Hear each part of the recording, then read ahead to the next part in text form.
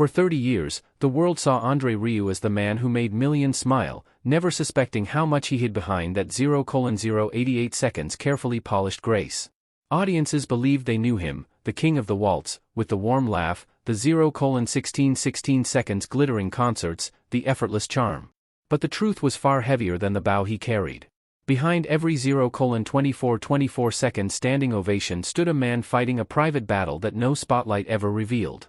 And when the truth finally surfaced, it became clear that Andre Rieu had been living two lives, one for the world and one for survival. Andre Leon Marie Nicolola Rieu was born on October 1, 1949 into a house where discipline 0,4848 seconds overshadowed childhood and affection was nearly non-existent. His father, the respected conductor Andre Rieu Sr., 0,5656 seconds ruled his home with the same precision he demanded from orchestras, leaving no room for laughter, imagination, or 1,031 minute, 3 seconds comfort. His mother enforced perfection with equal severity, dismissing creativity as weakness and treating 1,101 minute, 10 seconds emotion as a flaw to be corrected. What the public would later call elegance was born out of a boy's need to hide the 1,181 minute, 18 seconds fractures inside him.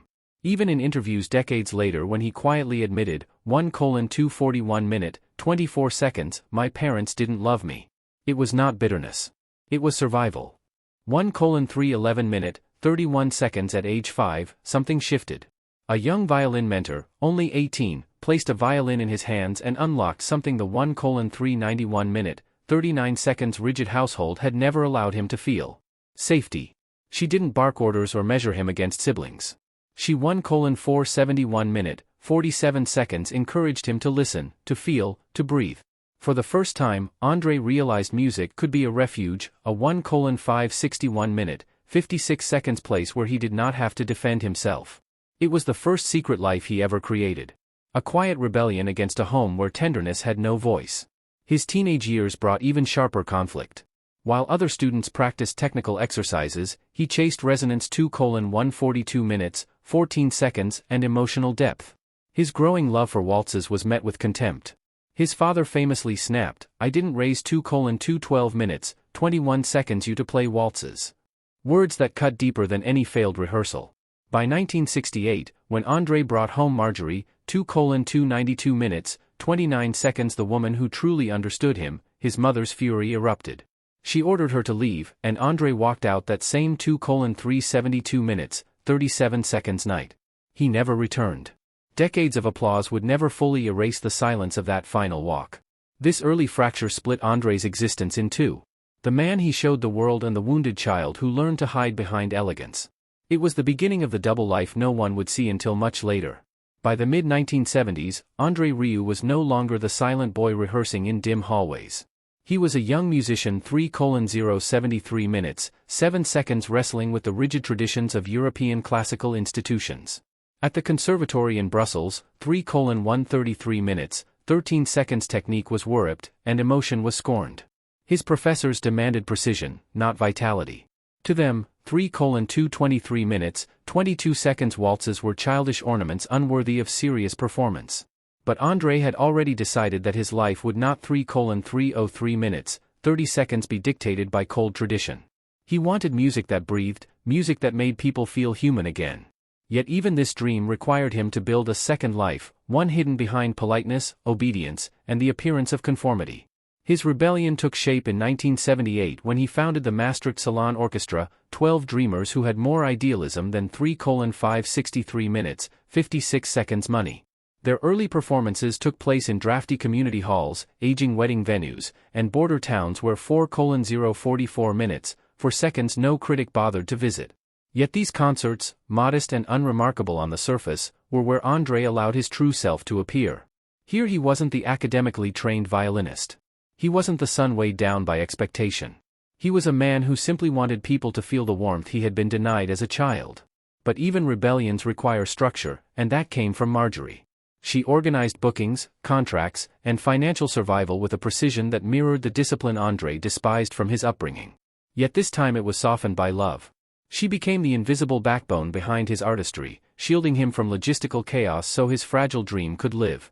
For the first time, he was building a life that belonged to him, not to the shadow of his father. In 1987, he formalized his revolution by founding the Johann Strauss Orchestra. Again, 12 musicians. Again, critics sneered. Traditionalists mocked their colored costumes, their smiling stage presence, their audacity to believe classical music could bring joy instead of solemnity. But audiences felt something different. They didn't see defiance. They saw a man giving them permission to feel alive. Andre had created a global persona, but behind the scenes, his second life was emerging. A man pushing himself to exhaustion, fighting financial collapse, and carrying the emotional wounds he hid beneath elegance. No one knew it yet, but the cost of that dedication would soon shape the darkest chapters of his life. By the early 1990s, Andre Rieu had spent more than a decade climbing uphill, pushing his small orchestra forward with a determination that seemed limitless. But the breakthrough came in 1995 in a way no one, including Andre himself, could have predicted. When he performed Shostakovich's Waltz No. 2 at the UEFA Champions League final in Vienna, a stadium of tens of thousands froze. Football fans, people who came for rivalry, not refinement, fell under the spell of a waltz. When Ajax scored, the timing was so uncanny that it felt choreographed by fate itself. Overnight, Andre became a global name. The success was enormous, but it came with a cost that quietly carved deeper into the double life he had been living. Audiences saw magic, the sold-out arenas, the laughing melodies, the joyful signature twirl of his bow. What they didn't see was the relentless workload he carried, far beyond what any musician should endure. He was not just the performer. He was the producer, the financier, the organizer, and the caretaker of every life in his orchestra. More than 100 staff members relied on him. He was responsible for every flight, every hotel, every rehearsal schedule, every stage transition. And with every tour that grew larger, the risks grew with it. Traditionalists attacked him, calling his concerts musical pornography, sneering at the gowns, the lights, the joy. They accused him of degrading classical music. But Andre kept smiling, insisting that music belonged to everyone. The truth, however, was harsher. He smiled because he had to. A global phenomenon could never show pain. By the 2000s, his empire had transformed into one of the most successful independent music operations in the world.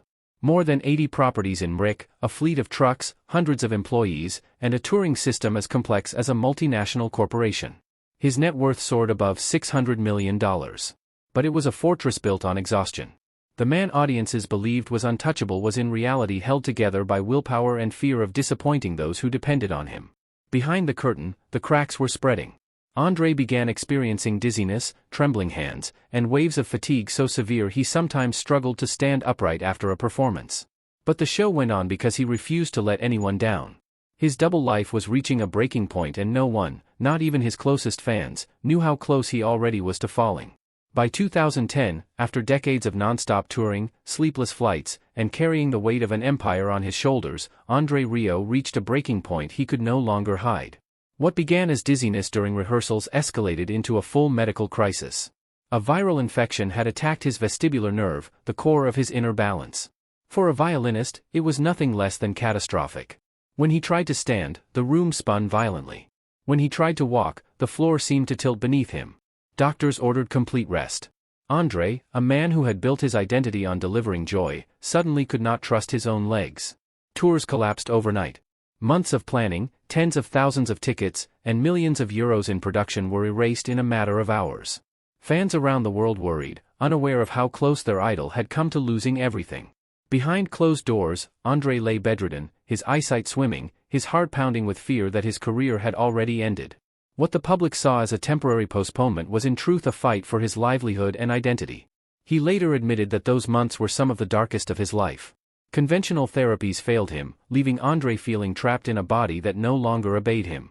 Then came a letter from an Australian fan who had survived the same illness, explaining simple vestibular exercises that had saved his own balance.